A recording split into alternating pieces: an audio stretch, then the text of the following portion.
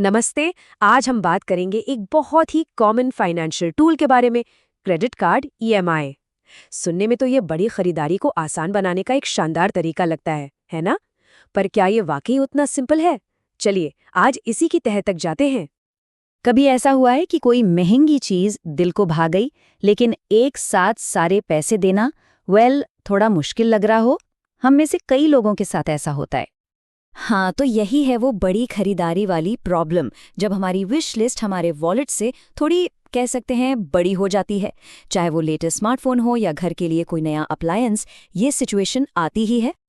तो दुविधा यही है कि उस चीज को अभी चाहिए, लेकिन एक बार में पूरा अमाउंट पे करना बड़ा मुश्किल है।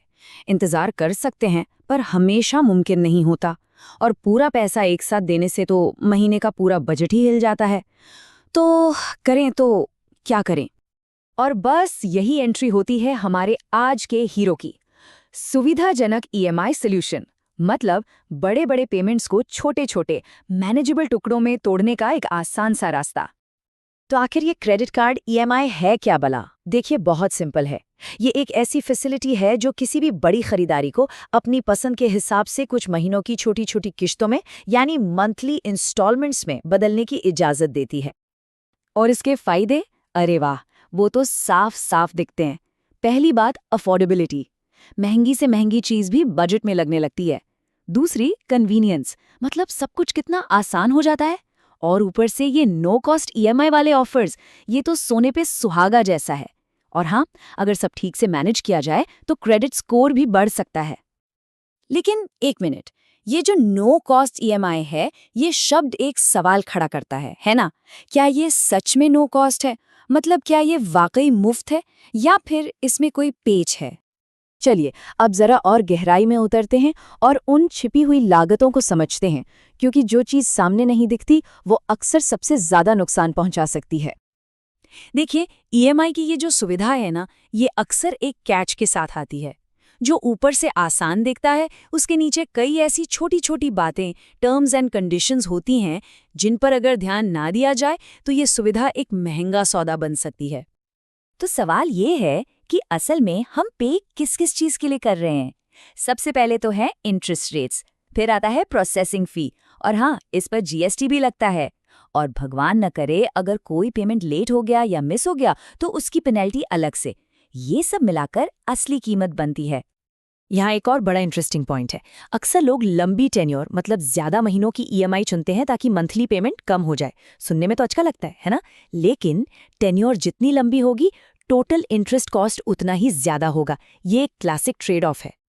अच्छा, अब एक ऐसी बात जिस पर बहुत कम लोगों का ध्यान जाता है, वो है क्रेडिट लिमिट। जब भी कोई ईएमआई ली जाती है तो सिर्फ पहली किश्त की रकम नहीं, बल्कि उस चीज की पूरी कीमत, पूरी की पूरी रकम क्रेडिट लिमिट से ब्लॉक हो जाती है। जी हाँ, पूरी रकम। इसका मतलब ये हुआ कि जब तक आप अपनी आखिरी ईएमआई पे नहीं कर देते, तब तक आपकी अवेलेबल क्रेडिट लिमिट एक तरह से बंधक बनी रहती है। और अगर बीच में कोई इमरजेंसी आ गई या कोई और जरूरी खर्चा करना पड़ा तो आपके पास लिमिट ही कम बचेगी। तो इन सब हिडन कॉस्ट्स और ट्रैप्स को जानने के बाद सवाल उठता है कि क्या करें। तो घबराइए नहीं, इसका सॉल्यूशन भी है। पेश है आपकी स्मार्ट ईएमआई चेकलिस्ट, एक ऐसा गाइड जो बिना किसी जाल में फंसे ईएमआई का इस्तेमाल करने में मदद करेगा। बस इस सिंपल सी 5 पॉइंट की चेकलिस्ट को फॉलो करना है किसी भी खरीदारी को ईएमआई में बदलने से पहले। ये एक तरह से आपका सेफ्टी नेट है। तो चलिए एक एक करके इन पॉइंट्स को देखते हैं। स्टेप नंबर 1, ब्याज दरों की जांच करें। ये सबसे जरूरी, सबसे पहला काम है। और नो कॉस्ट ईएमआई के केस में तो और भी ज्यादा ध्यान से। हमेशा ये चेक करें कि टोटल जो पे कर रहे हैं वो उस प्रोडक्ट की कैश प्राइस से कितना ज्यादा है। स्टेप नंबर 2, सारे फीस और चार्जेस को समझें। जी हाँ, सारे। सिर्फ इंटरेस्ट रेट देकर काम नहीं चलेगा। प्रोसेसिंग फी कितनी है, उस पे जीएसटी कितना है, और अगर ईएमआई को टाइम से पहले क्लोज करना चाहें तो क्या कोई प्री पेमेंट पेनल्टी लगेगी, ये सब जानना बहुत जरूरी है। स्टेप नंबर 3, टोटल कॉस्ट को कैलकुलेट करें। हाँ, थोड़ा सा मैथ तो करना पड़ेगा। सारी किश्तों, ब्याज और फीस को जोड़कर देखिए। पता लगाइए कि प्रोडक्ट की ओरिजिनल कीमत के ऊपर आखिर कितना एक्स्ट्रा पैसा जा रहा है। यही आपकी असली लागत है। स्टेप नंबर 4, रीपेमेंट टेन्योर पर विचार करें। ये एक बैलेंसिंग एक्ट है। ऐसी टेन्योर चुनें जो आपके मंथली बजट पर भारी भी ना पड़े और साथ ही टोटल इंटरेस्ट कॉस्ट को भी हद से ज्यादा न बढ़ाए।